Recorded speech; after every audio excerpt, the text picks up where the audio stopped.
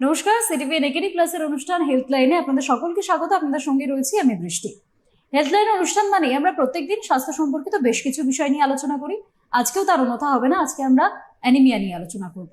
Anaemia যে রক্তাল্পতা, তা তো আর বলার অপেক্ষা রাখে না। আমরা প্রত্যেকেই জানি যে রক্তাল্পতা কি, মানে আমাদের শরীরে যে রক্তের ঘাটতি হচ্ছে সেটা মোটামুটি আমরা সকলেই জানি।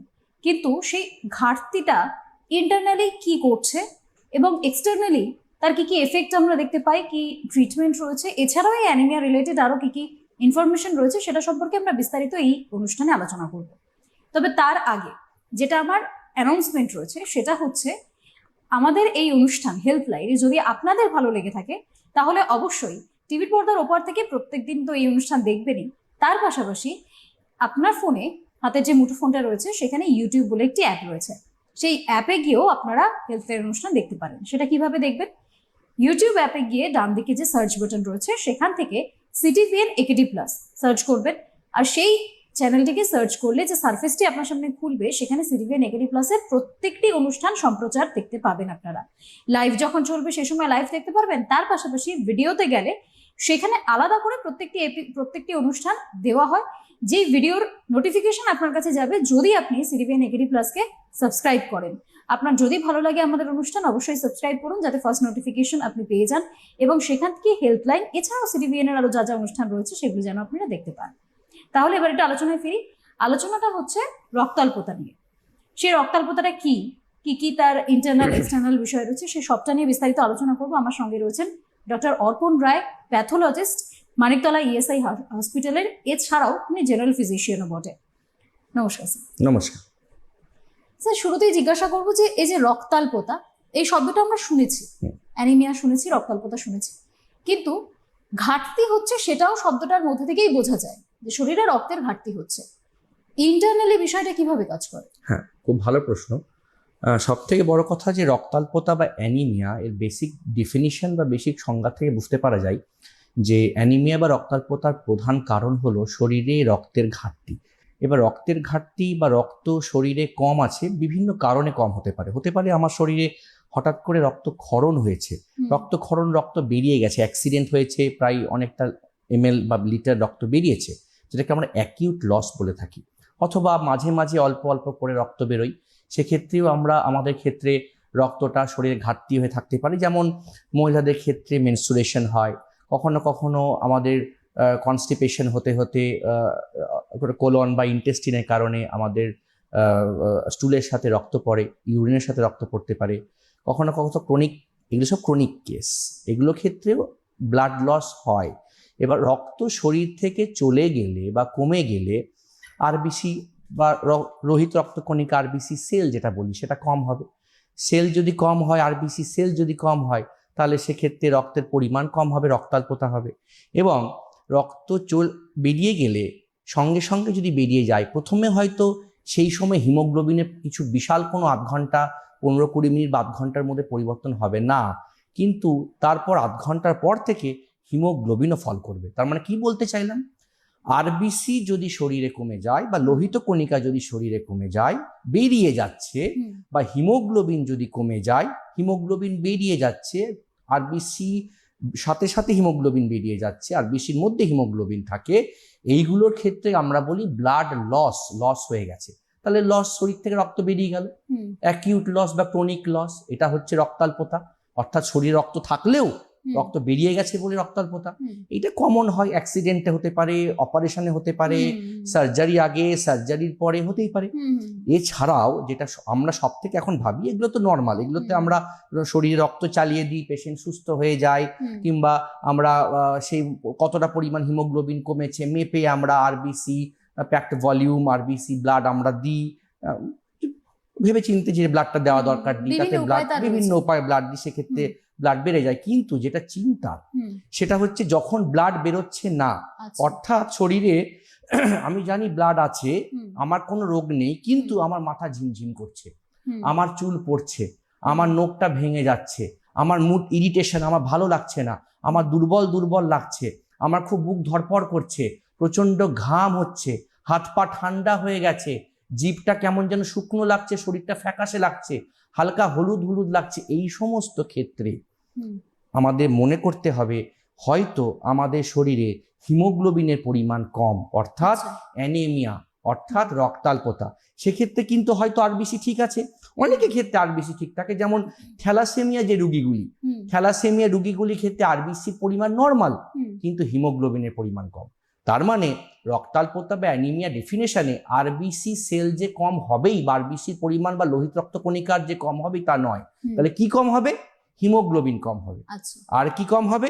হেমাটোক্রিট বা প্যাকড সেল ভলিউম, এইচসিটি বা প্যাকড সেল ভলিউম। এই কথাটা কিন্তু আমরা খুব রিসেন্টলি প্রচারিত হয়েছে সংবাদ মাধ্যমে বা বিভিন্ন জায়গাতে ডেঙ্গুর পর। ডেঙ্গুতে সবসময় বলা হয়েছিল হেমাটোক্রিট বেড়ে যায়, হেমাটোক্রিট বেড়ে যায়, হেমাটোক্রিট বেড়ে যায়, তার কারণ আলাদা। কিন্তু অ্যানিমিয়াতে হেমাটোক্রিট কমে যায় বা পিসিভি বা হেমাটোক্রিটটা আচ্ছা। কমে যায়। তার মানে একাধারে হিমোগ্লোবিন কম আর হেমাটোক্রিট কম, এই দুটো কমে কিন্তু অ্যানিমিয়া বা রক্তাল্পতা হয়। আচ্ছা, এটা এটা তো যা হচ্ছে ইন্টারনালি হচ্ছে। ইন্টারনালি হচ্ছে। এক্সটার্নালি যখন এর এফেক্ট গুলো আপনি বললেন যে বিভিন্ন ধরনের এফেক্টস আমরা দেখতে পাবো, বিভিন্ন ধরনের এফেক্ট দেখতে পারবে, এটা তো বিভিন্ন ধরনের। অন্য কারণেও হতে পারে, মানে কারো যদি প্রেশার লো থাকে সেই সময়ও তার মাথা ঘোরাতে পারে, ঘোরাতে পারে, এই বিভিন্ন কারণে হতে পারে। বিভিন্ন কারণে হতে আমি পারে। স্পেসিফিক্যালি কিভাবে বুঝবো যে এটা হয়তো আমার অ্যানিমিয়া হচ্ছে, আমার ডক্টরসের পরামর্শ নেওয়া উচিত? বাহ, খুব ভালো প্রশ্ন। শুধুমাত্র মাথা ঘুরলেই যে আমার অ্যানিমিয়া হয়েছে এরকম কোনোদিন আমি একটা সাইন দেখে বা সিমটম দেখে বা একটা কোনো কারণ দেখে আমি বলছি না যে আমি ভেবে নেব। আমি যদি দুর্বল মনে করি, আমার সবসময় মনে করছি একটা মানুষ সে আমাকে বারবার বলছে আমার উইক লাগছে, দুর্বল লাগছে, লেথার্জি লাগছে, শুয়ে থাকতে ইচ্ছে করছে, আমি চেয়ার থেকে উঠে দাঁড়ালে, বিছানা থেকে শুয়েছিলাম উঠালে কেউ মাথাটা ঘুরে দাঁড়াচ্ছে, ভালো লাগছে না, এই সমস্ত ক্ষেত্রে তার প্রেশারটা চেক করার পর, প্রেশারটা অনেক সময় এক্ষেত্রে নর্মালও থাকে, কিন্তু অনেক সময় দেখা গেছে লো প্রেশারও বেশি হয়। এবং যখন লো প্রেশার 90% ক্ষেত্রে লো প্রেশার হয়, সেই সময় শুধু প্রেশারটা কেন কম এইটা ভাবা উচিত। তার একটা অন্তত ব্লাড চেক করা উচিত। যদি না ব্লাড চেক করা যায়, চোখের তলায় লোয়ার প্যালপেব্রাল কনজাংটিভাটা একটু টেনে, জিভটা একটু দেখে নেওয়া উচিত যে নর্মালি যে কালারটা হওয়া যেটা থাকে সেটা হয়তো নেই, সেটা ফ্যাকাশে আছে, সেটা অনেকটা ফ্যাকাশে। তখনই আমরা ভেবে থাকি এর অ্যানিমিয়া। আর সবচেয়ে বলতে খারাপ লাগছে, অ্যানিমিয়া টপিকটা খুব ভালোই আপনি চুজ করেছেন। 1/4 of the population in the world, মানে 25% এই পৃথিবীতে যতগুলো মানুষ আছে তাদের মধ্যে 25% মানুষ অ্যানিমিয়া রোগে ভুগছে। এবং যদি এটাকে অঙ্কের খাতিরে বলা হয়, তাহলে সমগ্র পৃথিবীতে 200 কোটি, মানে 2 billion people are suffering from anaemia. অর্থাৎ অ্যানিমিয়াটা সেকেন্ড ডিসাবিলিটি পুরো পৃথিবীতে, পুরো বিশ্ব জুড়ে সেকেন্ড ডিসাবিলিটি অ্যানিমিয়া। আর ভারতবর্ষ, এটাও বলতে খুব খারাপ লাগছে যে পৃথিবীর মধ্যে ভারতবর্ষের এই অ্যানিমিয়ার পরিমাণটা 3য় স্থানে, মানে after Africa and other countries, Bharatvarsha 3য় স্থানে। আমাদেরকে এটাকে গুরুত্বের সাথে বিবেচনা করতেই হবে। আর এই ভারতবর্ষের মধ্যে আসাম প্রথমে, তারপরে Ladakh, Jammu Kashmir, and then comes West Bengal. 5th পয়েন্টে কিন্তু ওয়েস্ট বেঙ্গল আছে, এটা কিন্তু মনে রাখতে হবে, পশ্চিমবঙ্গ। মানে এটা অনেকটা ভাবনার একটা বিষয়, খুব ভাবনার বিষয়, কারণ অন্যান্য জায়গাগুলোর সাথেও, মানে গোটা ভারতের মধ্যেই তো সেগুলো পড়ছে। আর সেখান থেকে কোথাও গিয়ে আমার দেশে যদি এরকম পরিস্থিতি থাকে, আর এটা যদি মানে এতটা প্যান্ডামিকের মতো জায়গায় যেতে পারে, যে এটা এমন সিচুয়েশন যে এটা হয়তো আরো ছড়াবে, আরো স্প্রেড হবে, কিন্তু এগুলোর কারণ কি? মানে আপনি যে ইনফরমেশন গুলো দিচ্ছেন তার তো কোনো একটা নির্দিষ্ট কারণ রয়েছে যে এই কারণে অ্যানিমিয়া এত বেশি হচ্ছে? খুব ভালো কি প্রশ্ন। কারণ? হ্যাঁ, খুব ভালো প্রশ্ন। একটা কথা বলে রাখি যে আমরা সবসময় চাই খারাপ যেন না হয়, ভালো হয়। ভালো হওয়া বলতে খুব ইম্পর্টেন্ট ভালো হওয়া, যে স্বাস্থ্যের উন্নতি হবে, হেলথের উন্নতি হবে, সবকিছু। NFHS 1, 2, 3, 4, 5 পর্যন্ত গেছে। তো national family and health survey করে দেখা গেছে, সবসময় করে দেখা গেছে যে যতটা পরিমাণ আমরা উন্নতি চেয়েছি অতটা কিন্তু উন্নতি হয়নি, বরঞ্চ বেশ কিছু অবনতি হয়ে গেছে। অর্থাৎ বলতে চাইলাম, বর্তমানে NHFS 5 রিপোর্ট অনুযায়ী প্রিভিয়াস NHFS 4 রিপোর্টের তুলনায় দেখা গেছে অ্যানিমিয়াটা কিন্তু বেড়েছে, কমেনি। এর কারণ যদি দেখা যায়, প্রথম কারণ আমার মনে হয় যে আমরা দেখেছি যে অ্যানিমিয়ার প্রধান কারণের মধ্যে একটা ইম্পর্টেন্ট কারণ, রক্ত ঠিকঠাক তৈরি হচ্ছে না। বোন ম্যারো রক্ত তৈরি করে, ঠিকঠাক তৈরি হচ্ছে না, কারণ হচ্ছে নিউট্রিশনাল ডেফিসিয়েন্সি। দেখা গেছে আয়রন, খাদ্যাভাস, যে খাদ্য আমরা গ্রহণ করি বা পৃথিবীর মানুষ গ্রহণ করে বা ভারতবর্ষ বা পশ্চিমবঙ্গ, তাদের মধ্যে কোথাও না কোথাও iron, folic acid, vitamin B12 এইগুলি যথেষ্ট পরিমাণ কম আছে। থাকার জন্য নিউট্রিশনের ঘাটতি ঘটেছে, তার জন্য কিন্তু ঠিকঠাক পরিমাণে হিমোগ্লোবিন বা ঠিকঠাক তৈরি পরিমাণে হচ্ছে না। আরবিসি, ঠিকঠাক পরিমাণে লোহিত কণিকা বোন ম্যারো থেকে তৈরি হয়নি। এখনো পর্যন্ত commonest cause of anaemia is iron deficiency anaemia. এই পৃথিবীতে এই সময়ে এই শতাব্দীর বুকে দাঁড়িয়েও iron deficiency anaemia is the commonest cause of anaemia. এবং তাহলে এখানে তো একটা প্রশ্ন থাকছে যে আপনি পাহাড়ি অঞ্চলগুলোকে ধরলেন, খুব ভালো বললেন, কাশ্মীরকে ধরা হয়েছে, সেসব জায়গার খাদ্যাভ্যাসের সাথে আমাদের ওয়েস্ট বেঙ্গলের, আমি যদি কলকাতা ধরি, সেখানকার খাদ্যাভ্যাসের তো অনেকটা পার্থক্য রয়েছে। আমরা এখানে প্রচুর পরিমাণে শাকসবজি অ্যাভেলেবেল রয়েছে আমাদের কাছে, শাকসবজি খাই, হ্যাঁ, আমরা প্রচুর পরিমাণে শাকসবজি খাই, তাহলেও লোহিত রক্তকণিকা তৈরি হচ্ছে না কেন? মানে দুটো জায়গার খাদ্যাভ্যাসে কি পার্থক্য এমন হচ্ছে? আর যদি পার্থক্য হয়ে থাকে তাহলে কোথায় গিয়ে পরিবর্তন হয়ে যাচ্ছে? Very good. আমাদের শুধু আমরা একটা খাবারই খেলাম আর কোনো খাবার খাবো না এরকমটি ভাবলে হবে না। আয়রন পেতে গেলে দুভাবে পাওয়া যায়, একটা খাবার খেয়ে, আর খাবার খেয়ে যদি না হয় অনেক পরে বুঝবো শরীরে আয়রন নেই, আয়রনের ঘাটতি হয়েছে, অ্যানিমিয়া হচ্ছে, তখন আমাদের আয়রন ট্যাবলেট খেতে হয় বা আয়রন ফলিক অ্যাসিড ট্যাবলেট খেতে হয়। এবার আয়রন খাবারটি পাবো আমরা সাধারণত পেয়ে থাকি ননভেজ খাবার, প্রধানত মাংস থেকে। খাসির মাংস আমাদের বাঙালিদের ক্ষেত্রে প্রধান যেটা বলছি বা আমরা যেটা খেয়ে থাকি, মাংস জাতীয় খাবার, ঝিনুক, মাংস, লিভার মেটে, মুরগির মেটে হতে পারে, খাসির মেটে হতে পারে, মেটে, এই জাতীয় জিনিস থেকে আমরা প্রধানত পরিমাণে আমরা আয়রন পেয়ে থাকি। এছাড়া পালং শাক, ডুমুর, এই জাতীয় খাবার থেকে আমরা আয়রন পাই।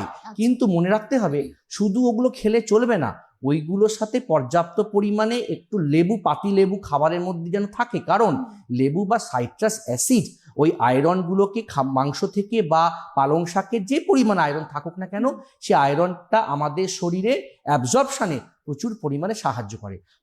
আয়রন ঢুকলেই তো হবে না, স্টমাকে আয়রনটি যাবে, আয়রনটি গিয়ে নির্দিষ্ট জায়গাতে অ্যাবজর্ব হবে আমাদের স্মল ইন্টেস্টিনে, যা ওকে অ্যাবজর্ব হতে সময় দিতে হবে। এবার যদি আমাদের শরীরে যদি কেউ যদি কোথায় কোথায় আজকাল কোথায় কোথায় অ্যান্টাসিড খায়, কোথায় কোথায় প্যান40, famocid, Rantac, syrup antacid, antacid iron absorption ভালো হতে দেয় না। ক্যালসিয়াম খেলে, ক্যালসিয়াম খেতে পারি নিশ্চয়ই দরকার, কিন্তু ক্যালসিয়াম কিন্তু আয়রন অ্যাবজর্পশন হতে দেয় না। ম্যাগনেসিয়াম, ক্যালসিয়াম, এইগুলি, জিঙ্ক, এগুলি আয়রন অ্যাবজর্পশন হতে দেয় না। অর্থাৎ আয়রন খেলেই হবে না, কতটা পরিমাণে আয়রন খাচ্ছি, কদিন ধরে খাচ্ছি, ঠিকঠাক পরিমাণে খাচ্ছি কিনা, এবং তার সাথে সাথে ভিটামিন সি যুক্ত খাবার খাচ্ছি কিনা, এইগুলো আমাদেরকে খেয়াল রাখতে হবে। এবং আমরা কিন্তু আমাদের বাঙালি খাদ্যাভ্যাসে প্রচুর পরিমাণে দুগ্ধ জাতীয় জিনিস আছে, পনির, দই, দুধ, এগুলো আমরা খুব খাই, এগুলো কিন্তু অতটা পরিমাণে আয়রনকে অ্যাবজর্ব হতে দেয় না শরীরে, এটাও খেয়াল রাখতে হবে। আমি বলতে চাই যে সব ঠিক মতো আহারে, ঠিক মতো ডায়েটটা ঠিক মতো খেতে হবে। কিছু খেলাম না, বেশি খেলাম, কম খেলাম, ওই রকম ভাবে করলে হবে না। আর আমরা যে ডায়েটটি খাই তাতে পশ্চিমবঙ্গের বিশেষ করে বাচ্চাদের 6 মাস বয়স থেকে 5 বছর বয়স পর্যন্ত এবং 5.5 বছর বয়স থেকে 15 বছর বয়স পর্যন্ত দেখা গেছে তাদের অন্তত 54%, বলতে খারাপ লাগছে, 54%, মানে অর্ধেকের থেকে বেশি, এই বাচ্চারা কিন্তু আয়রন ডেফিসিয়েন্সি অ্যানিমিয়া রোগে ভুগছে। এটা কিন্তু স্ট্যাটিস্টিক্সের। তার কারণে আমরা দেখেওছি বহু সরকারি স্কুলে আয়রন ট্যাবলেট দেওয়া হয়। Very good. হ্যাঁ, বাচ্চাদেরকে দেওয়া হয়, তাদেরকে ইনটেক করানোর জন্য দেওয়া হয়। আর সেটা সাধুবাদ দেওয়া যায়, কারণ সরকারও যে সচেতন, সেটা কোথাও গিয়ে এটা তার প্রমাণ যে সরকার, ভারতবর্ষের সরকারকে সচেতন হতে হয়েছে। এবং এটা খুব ইম্পর্টেন্ট যে গভর্নমেন্ট, মানে ন্যাশনাল গভর্নমেন্ট, সেন্ট্রাল গভর্নমেন্ট 666 রুলসও করেছে। তার মানে হচ্ছে যে একটা নির্দিষ্ট বয়স পর্যন্ত 6টা শ্রেণীতে বয়সকে ভাগ করেছে, এবং তাদের কি কি করতে হবে 6টা ভাবে ভাগ করেছে। ভাগ করে কোথায় কোথায় 6 ভাগে অসুবিধায় পড়লে কাদের সাথে যোগাযোগ করবো 6 ভাগে ভাগ করেছে। এবং তাদেরকে ভাগের মধ্যে প্রধান গুরুত্বটা হচ্ছে আয়রন ফলিক অ্যাসিড ট্যাবলেট দেওয়া, ডিওয়ার্মিং করা। এই যে আপনি একটু প্রশ্ন করলেন কেন হয়, দেখা গেছে পশ্চিমবঙ্গে কৃমি অর্থাৎ পিন ওয়ার্ম, হুক ওয়ার্ম, এগুলো বাচ্চাদের অনেক হয়। এগুলো থাকলে আয়রন ডেফিসিয়েন্সি বা ব্লিডিং এগুলো হয়ে থাকে। অর্থাৎ বলছে যে শুধুমাত্র আয়রন দিলেই হবে না, শরীরে যে পরিমাণ আয়রন তৈরি হচ্ছে বা হিমোগ্লোবিন বা ব্লাড তৈরি হচ্ছে, সেটা যেন কেউ না নিয়ে চলে যায়, সেটা যেন বাইরে নষ্ট না হয়, তার জন্য ডিওয়ার্মিং করতে বলছে। অ্যালবেন্ডাজল সিরাপ ট্যাবলেট দিয়ে ডিওয়ার্মিং করতে বলছে। এইগুলো খেয়াল রাখতে হবে যে শুধুমাত্র ট্যাবলেটস খাওয়া বা আয়রন খাওয়াটাও ইম্পর্টেন্ট না। এই রুলসগুলোর মধ্যে নিজে অ্যাওয়ার হওয়া, ট্যাবলেট খাওয়া, আয়রন জাতীয় খাবার খাওয়া, ডিওয়ার্মিং করা, নির্দিষ্ট বয়স পর্যন্ত বাচ্চাদেরকে, অ্যাডোলেসেন্সে এবং মেয়েদেরকে, প্রেগনেন্ট মহিলাদেরকে, ল্যাকটেটিং ওমেন যারা মারা স্তন্য প্রদান করে, স্তনদান করেন, সেই সমস্ত ল্যাকটেটিং ওমেনদেরকে, প্রেগনেন্ট মাদেরকে আয়রন ফলিক অ্যাসিড ট্যাবলেট দিয়ে তাদের হিমোগ্লোবিনের লেভেলটা অ্যাটলিস্ট যেন 10-এর ওপর থাকে। ভারতবর্ষের জন্য বলছি, 13ই ফেব্রুয়ারি হচ্ছে ওয়ার্ল্ড অ্যানিমিয়া ডে। 13ই ফেব্রুয়ারি 13 শব্দটি নেওয়া হয়েছে কেন? মিনিমাম হিমোগ্লোবিন যেন 13 থাকে, 13 তলায় যেন না যায়, ফিমেল হোক মেল হোক, 13 যেন হিমোগ্লোবিন থাকে। তাও আমি ভারতবর্ষের জন্য বললাম, অ্যাটলিস্ট পশ্চিমবঙ্গের মহিলাদের জন্য বললাম 10-এর তলায় যেন হিমোগ্লোবিন না যায়, না যায়, না যায়। একদমই। আর বাই এনি চান্স ধরুন যাদের এগুলো হচ্ছে, কারণ আপনি ইনফরমেশন দিলেন যে এত মানুষের এটা হয়ে থাকে, তাহলে সেক্ষেত্রে যাদের এটা হচ্ছে এক্সটার্নালি কি কি ক্ষতি হয় সেক্ষেত্রে? এক্সটার্নালি ক্ষতি বলতে, শরীরে যদি হিমোগ্লোবিন না থাকে, শরীরে যদি আরবিসি কমে যায়, শরীরে যদি হেমাটোক্রিট বা প্যাকড সেল ভলিউম, এইচসিটি বা পিসিভি যেটা বলছি, সেইটা যদি কম হয়, তাহলে হিমোগ্লোবিনের কাজ ছিল বা আরবিসির কাজ ছিল বিভিন্ন অর্গানে গিয়ে অক্সিজেন সরবরাহ করা, খাদ্য সরবরাহ করা, যেটা কাজ হাইপক্সিয়া যেটা আমরা বলে থাকি, বা এই ধরনের জিনিস। এবার শরীর যদি ব্লাডই না পায়, organ, heart, liver, kidney, brain যদি ব্লাডই না পায়, ব্লাড কম আছে বলে বা হিমোগ্লোবিন কম আছে বলে, তারা যদি অক্সিজেনটাই ঠিক করে নিয়ে যেতে না পারে, তাহলে তাদের ওই অর্গানগুলি ক্ষতিগ্রস্ত হবে। হার্টে পেন হবে, মাঝে মাঝে বুকে ব্যথা, চেস্ট পেন হচ্ছে। কেন? হার্টের মধ্যে আরবিসি, হার্টের মধ্যে হিমোগ্লোবিন, হার্টের মধ্যে অক্সিজেন কম যাচ্ছে। ঠিক সেরকমই ইস্কেমিয়াটা হার্টে গেলে আমরা বলবো হার্ট অ্যাটাক, ব্রেনে গেলে বলবো স্ট্রোক, অন্যান্য অর্গানের ক্ষেত্রে অর্গান কম গেলে সেগুলো ছোট হয়ে যাবে, অ্যাট্রফি হয়ে যাবে, সেগুলো ইস্কেমিয়া হবে, পরে নেক্রোসিস হবে, পরে গ্যাংগ্রিন হবে। এইগুলি হচ্ছে ভেতরে অর্গান। আর বাইরে ক্ষতি বলতে, এক্সটার্নালি ক্ষতি বলতে, সে বিভিন্ন আকারে ক্ষতি তো আছেই, চুল পড়া থেকে আরম্ভ করে, ঠোঁটের কোণে ঘা থেকে আরম্ভ করে, জিভে ঘা থেকে আরম্ভ করে, নখগুলো কয়লোনিকে স্পুন সেফ নেলস, ব্রিটেল নেলস ভেঙে যাওয়া থেকে আরম্ভ করে, চামড়ার ক্ষতি থেকে আরম্ভ করে, এইগুলি তো এক্সটার্নালি তো একটা তো দেখাই যাবে, এগুলো তো আমরা দেখতেই পাবো যেগুলো হচ্ছে। আর সাইকিয়াট্রিক প্রবলেম তো আছেই, খিটখিটে, ডিপ্রেশন, ঘুম না হওয়া, ইরিটেশন, মুড ভালো না থাকা, মাথা ঘোরা, ঝিমঝিমি ভাব, আপনাকে চারপাশ থেকে জাঁকড়ে দেবে, আমাকে চারপাশ থেকে জাঁকড়ে দেবে। আর আচ্ছা, এবার আমি ট্রিটমেন্টে যাই। অনেকটাই বোঝা গেল যে অ্যানিমিয়া কতটা ভয়াবহ হতে পারে। মানে অ্যানিমিয়াটা খুব বড় জিনিস। অ্যানিমিয়াটা ছোট শুধু আয়রন ডেফিসিয়েন্সি অ্যানিমিয়া দিয়ে আমি আজকে হয়তো একটু বলছি, অ্যানিমিয়াটা বিশাল বিশাল বিশাল বড় জিনিস। অ্যানিমিয়াকে 3 ভাগে ভাগ করা যায়, যে আমাদের বোন ম্যারো থেকে বা শরীর থেকে কতটা হিমোগ্লোবিন বা বেশি তৈরি হচ্ছে কিনা, তার জন্য আয়রনের কথা বললাম। যেটা তৈরি হচ্ছে যদি ঠিক থাকে, হয়তো তৈরি হচ্ছে ঠিকঠাক, আরবিসি তৈরি হয়েছে, হিমোগ্লোবিন তৈরি হয়েছে, কিন্তু শরীরে গিয়ে কোনো কারণে আরবিসি ভেঙে যাচ্ছে, নষ্ট হয়ে যাচ্ছে, হতেই পারে হেমোলাইটিক অ্যানিমিয়া। শরীরের মধ্যে হয়তো অটো অ্যান্টিবডি আছে, ভেঙে দিচ্ছে।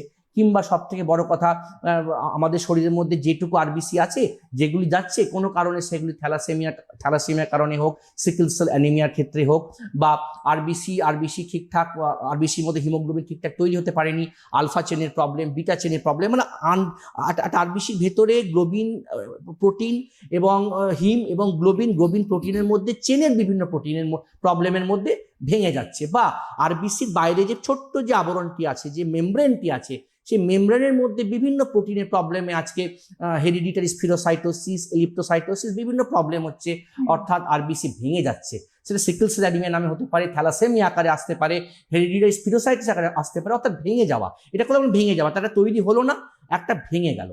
আর এই দুটো ছাড়াও যেটা সব থেকে ইম্পর্টেন্ট থার্ড পয়েন্ট, এই থ্যালাসেমিয়া বা এই ধরনের রোগ ছাড়া, বা আমাদের আয়রন ডেফিসিয়েন্সি অ্যানিমিয়া বা ব্লাড লস ছাড়া, সেটা হচ্ছে যে বিভিন্ন ক্ষেত্রে দেখা গেছে আজকাল, যেটা আমি যে প্যাথোলজিস্ট হাসপাতালে পাই, সেটা হচ্ছে একটা মানুষের সব ঠিক আছে, আয়রনও আছে তার শরীরে ভিটামিনসও আছে, সে ভালো করে খায়, ভালো বাড়ির, অফকোর্স তার জিনে কোনো প্রবলেম নেই, অর্থাৎ তার জেনেটিক্যাল কোনো রোগ নেই, তার মধ্যে থ্যালাসেমিয়া নেই, সিকেল সেল অ্যানিমিয়া নেই, হিমোগ্লোবিনোপ্যাথিস নেই, HPLC করে দেখা গেছে HbA, HbA2, HbF সব নর্মাল, তা সত্ত্বেও সে অ্যানিমিয়া। তখন ক্ষেত্রে কিন্তু আমাদের বোন ম্যারো টেস্ট করে দেখতে হয় যে তার শরীরে কি কোনো মাইলোডিসপ্লাস্টিক সিনড্রোম, প্লাস্টিক অ্যানিমিয়া, কি কারণে অ্যানিমিয়াটা হচ্ছে, রেটিকিউলোসাইট কতটা আছে, কমছে না বাড়ছে। অর্থাৎ আমাদের কিন্তু অ্যানিমিয়াটা শুধু হিমোগ্লোবিন আর আরবিসির মধ্যে সীমাবদ্ধ নেই, আমাদের reticulocyte count, ferritin value, MCV সব টেস্ট করে আমরা একটা ডায়াগনোসিসে আসি যে এই কারণে এই মানুষটির অ্যানিমিয়া হয়েছে এবং তার জন্য আমাকে স্পেসিফিক ওই ওষুধটি দিতে হবে। শুধু এরকম না যে আয়রনের কারণে হচ্ছে আমি আয়রন দিয়ে দিলাম, তা নয়। হতে পারে ভেজিটেরিয়ান লোক, সে ননভেজ খায় না, তার শরীরে ভিটামিন, ভেজিটেরিয়ান হলে ভিটামিন B12 এর অভাব ঘটে, ভিটামিন B12 ফলিক অ্যাসিডের অভাব হয়, তার ফলে তার শরীরে মেগালোব্লাস্টিক অ্যানিমিয়া হয়েছে। এমসিবি খুব বেশি কিন্তু অ্যানিমিয়া, হিমোগ্লোবিন কম, সেক্ষেত্রে তাকে ভিটামিন B12 ওষুধ দিতে হবে, ফলিক অ্যাসিড দিতে হবে, অর্থাৎ যে কারণে হয়েছে সেই ওষুধটি তাকে দিতে হবে। So this is the most important, যে কোন কারণ হয়েছে অ্যানিমিয়া সেইটাকে খুঁজে বার করা, যে মাইক্রোসাইটিক কারণ না ম্যাক্রোসাইটিক কারণ নাকি নর্মোসাইটিক কারণ, সেটা দেখতে গেলে আমাকে কিন্তু পুরো ব্লাড, অ্যাটলিস্ট ব্লাড রিপোর্টটা দেখতে হবে, এই আর কি। আচ্ছা, এবার যদি ট্রিটমেন্টে আসা যায়, হ্যাঁ, প্রাথমিক চিকিৎসা কি হয় কোনো অ্যানিমিকের? প্রাথমিক চিকিৎসা অ্যানিমিয়ার ক্ষেত্রে আমরা প্রথমে দেখে থাকি তার হিমোগ্লোবিনটা কত, সেই মতো আমরা চিকিৎসা করি। হিমোগ্লোবিন কত, আরবিসি কত, এবং অ্যাটলিস্ট তার HPLC করে থ্যালাসেমিয়া বা হিমোগ্লোবিনোপ্যাথিস, হিমোগ্লোবিনের কোনো রোগ আছে কিনা, হিমোগ্লোবিন ভেরিয়েন্ট, হ্যাঁ, থ্যালাসেমিয়া কেরিয়ার কিনা, HbH ভেরিয়েন্ট, এইগুলো আমরা দেখে ঠিক সেই মতো আমরা চিকিৎসা করি। প্রাথমিক চিকিৎসা বলতে আমি একটু আগেও বললাম, আয়রন ডেফিসিয়েন্সি অ্যানিমিয়া যেহেতু কমন, তার জন্য আয়রন এবং ফলিক অ্যাসিড ট্যাবলেট আমরা বিভিন্ন ডোজের আকারে আমরা দিয়ে থাকি। বাচ্চাদেরকে একটা ডোজ দেব, বড়দের ক্ষেত্রে একটা ডোজ দেব, প্রেগনেন্ট মহিলার ক্ষেত্রে আমরা একটা ডোজ দেব, ল্যাকটেটিং ওমেন বা ফিমেলদের ক্ষেত্রে আমরা একটা ডোজ দেব। অর্থাৎ এই ডোজগুলো কিন্তু চেঞ্জ হবে। আয়রন, ফলিক অ্যাসিড ঠিক সেরকমই, যদি ভিটামিন B12 এর অনুপস্থিতির কারণে যদি কারোর অ্যানিমিয়া হয়ে থাকে, তাকে আমরা ভিটামিন B12 ট্যাবলেট বা আমরা তাকে methyl cobalamin tablets with folic acid আমরা দিয়ে থাকি।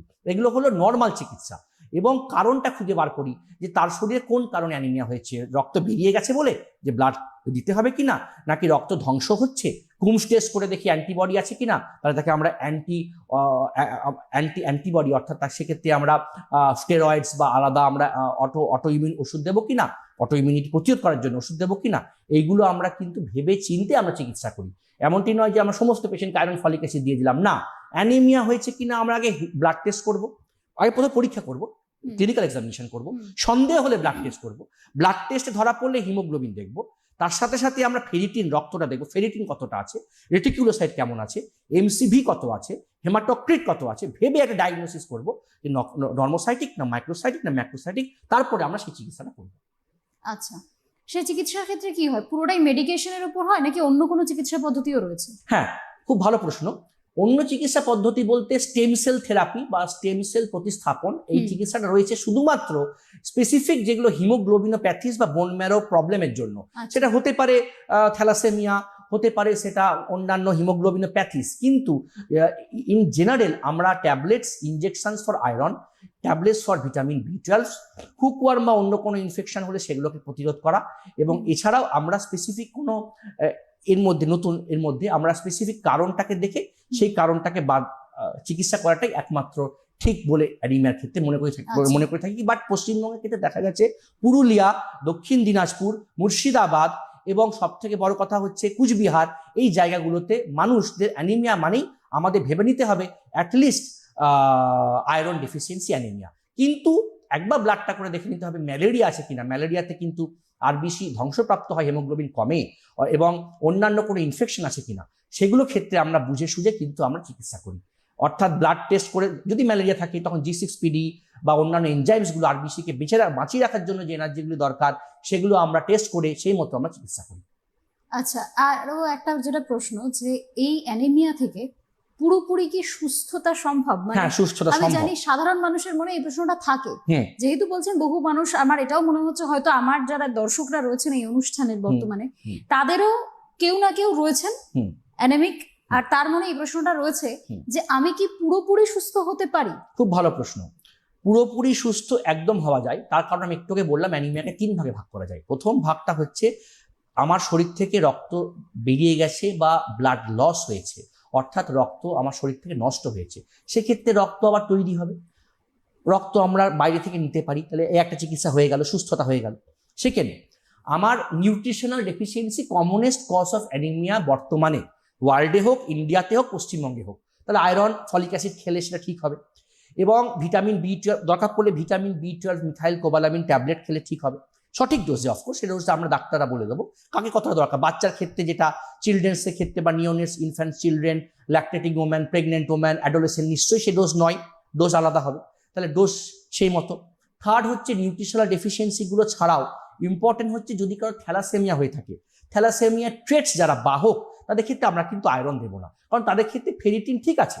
তাদের ক্ষেত্রে যেহেতু হিমোগ্লোবিন চেনের প্রবলেম, গ্লোবিনের প্রবলেম, ঠিকঠাক পরিমাণে বিটা2 প্রবলেম, তার জন্য তাদের ক্ষেত্রে আমি আলাদা করে আর আয়রন দিয়ে তাদেরকে জর্জরিত করবো না। সেক্ষেত্রে তাদের ক্ষেত্রে আয়রন দরকার নেই, তারা নর্মালি ভালো থাকবে, নর্মালি সুস্থ থাকবে, ডাক্তারের পরামর্শে থাকবে, তাদের ক্ষেত্রে কিচ্ছু করার দরকার নেই। কিন্তু থ্যালাসেমিয়া যারা মেজর, যারা ছোটবেলা থেকে থ্যালাসেমিয়া হয়েছে, রোগটা হয়েছে, তাদের ক্ষেত্রে ব্লাড দেবো, নির্দিষ্ট সময়ে ব্লাড দেবো, এবং তাদের ক্ষেত্রে স্টেম সেল ট্রান্সপ্লান্টেশন করবো বা বোন ম্যারো ট্রান্সপ্লান্টেশন করবো। এইটা হচ্ছে সুস্থতা। আর last but not the least, একটু আগে যেটা বললাম, অন্যান্যগুলো ক্ষেত্রে যেমন ম্যালেরিয়া হয়েছে, কারোর ধ্বংসপ্রাপ্ত হচ্ছে RBC, auto antibody, Coombs test করে দেখা গেছে শুধু অটো অ্যান্টিবডি আছে, বা অন্যান্য কারণে আরবিসি ধ্বংসপ্রাপ্ত হচ্ছে, সেগুলোর ক্ষেত্রে আমরা ওই কারণটা চিকিৎসা করবো। ম্যালেরিয়া হলে ম্যালেরিয়া কারণ, ডেঙ্গু ফাইলেরিয়া হলে তার কারণ, যে কারণে আরবিসি ধ্বংস। আজকালকার দিনে কোথায় কোথায় ভাইরাল ইনফেকশন হচ্ছে বাচ্চাদের বা আমাদের, ভাইরাল ইনফেকশন হলেই হিমোগ্লোবিন কমে, হিমোগ্লোবিন যথেষ্ট পরিমাণে কমে। সেক্ষেত্রে তো আয়রন ট্যাবলেট আমরা দেবো না, ফলিক অ্যাসিড তো আমরা দেবো না, ভিটামিন B12 তো আমরা দেবো না। ওই কারণটা যেই চলে যাবে, ওই চিকিৎসাটা যে হয়ে যাবে, আস্তে আস্তে ঠিক দেখা যাবে within 120 days, at least within 1 month to 2 month RBC আবার, হিমোগ্লোবিন আবার নর্মাল হয়ে গেছে। এটার জন্য সুতরাং অ্যানিমিয়া থেকে সুস্থ হওয়া সম্ভব। অ্যানিমিয়ার প্রতি শুধু আমাদেরকে সজাগ থাকতে হবে, এবং অ্যানিমিয়া এলে যেন আমরা যেন তার চিকিৎসাটা করি। আর মনে রাখতে হবে অ্যানিমিয়াতে রুল অফ 6 খুব ইম্পর্টেন্ট। 6.5-এর তলায় যদি হিমোগ্লোবিন আসে, তাকে কিন্তু ওই ওষুধ দিয়ে ঘরে রাখা যাবে না। 6.5-এর তলায় হিমোগ্লোবিন এলে নিকটবর্তী ডাক্তারবাবুর সাথে যোগাযোগ করে সরকারি বা বেসরকারি হাসপাতালে ভর্তি হয়ে ব্লাড ট্রান্সফিউশন করতে হবে। 6.5-এর তলাটা কিন্তু ক্রিটিক্যাল লেভেল, 6.5-এর তলা। আর 6.5 থেকে অ্যাটলিস্ট 7.5, 8.5, 9.5, 10.5 পর্যন্ত আমরা আয়রন ট্যাবলেট দিয়ে বা ইনজেকশন দিয়ে বা ফলিক অ্যাসিড ট্যাবলেট দিয়ে বা তার কারণটাকে দেখে আমরা তাও মেডিকেলি ট্রিটমেন্ট করতে পারি। আচ্ছা, মানে এক কথায় এইটুকু অন্তত বোঝা গিয়েছে যে যারা অ্যানিমিক রয়েছেন তাদের ভয় পাওয়ার কিছু নেই না। সঠিক চিকিৎসা হলে, চিকিৎসা পদ্ধতির মধ্যে আপনি থাকলে, আর একদম। অবশ্যই ডাক্তারদের পরামর্শ অনুযায়ী থাকলে। অনেকে রয়েছেন নিজে থেকে অনেক কিছু খাওয়া দাওয়া শুরু করে দেন, না, যে কোনো সবজি, কোনো ফলের রস, কোনো কিছু এই ধরনের, মনে করেন যে ভিতর থেকে তৈরি হয়ে যাবে রক্ত, আমি সুস্থ হয়ে যাবো। ওই যে একটু আগে বললাম, অনেক অনেক খাবার আয়রন অ্যাবজর্পশন কে বাধা দেয়। একদম। সেই খাবারগুলোর মধ্যে দুগ্ধজাত প্রোডাক্ট নাম্বার 1, চা নাম্বার 2, কফি নাম্বার 3, এইগুলোকে মনে রাখতে হবে। আমি খাবার খেলাম, লাঞ্চ খেলাম, ভালো ভালো আয়রনের খাবার খেলাম, মাংস, ডুমুর, আমার কথা মতো লেবু, ভাত খাওয়ার পরে আমি আবার সঙ্গে সঙ্গে 1-2 কাপ চা খেয়ে নিলাম, তাতে আয়রন অ্যাবজর্পশন হবে না, হবে না, হবে না। একদমই। কিন্তু সুস্থ আপনি থাকতে পারবেন, তার জন্য ডাক্তারের পরামর্শ প্রয়োজন। নিশ্চয়ই। আজকের জন্য আমাদের এই অনুষ্ঠান এই পর্যন্তই, একদম সময় শেষ হয়ে গিয়েছে। স্যার অনেক ধন্যবাদ। নমস্কার। নমস্কার। নমস্কার। নমস্কার।